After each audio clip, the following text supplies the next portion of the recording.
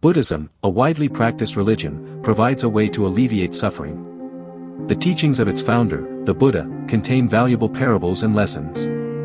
These teachings can benefit anyone, regardless of their religious beliefs, in leading a life with less suffering.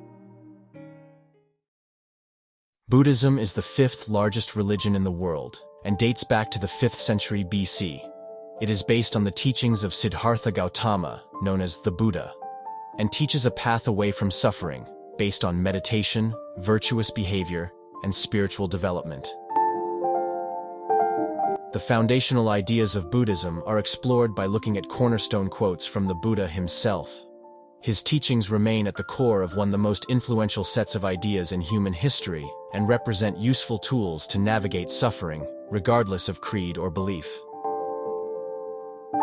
The Buddha's first sermon expounded the Four Noble Truths, which explain that suffering is inherent to life, caused by attachment, desire, and delusion, can be overcome, and there is a prescribed way to overcome them.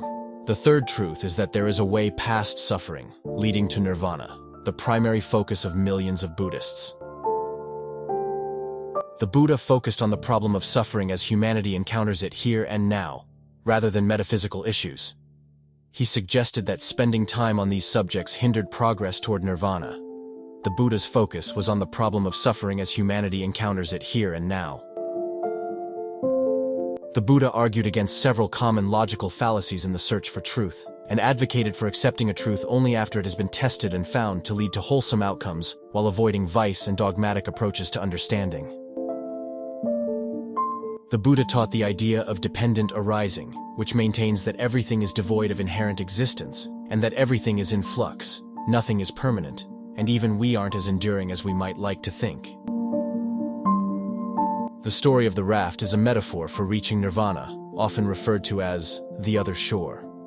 Holding on to the Dharma after it has served its purpose is pointless and counterproductive. The Buddha means one who is awake, and is a person who understands the true nature of reality. He advised his followers to rely on their own practice to improve their conditions both here and now and in any future lives.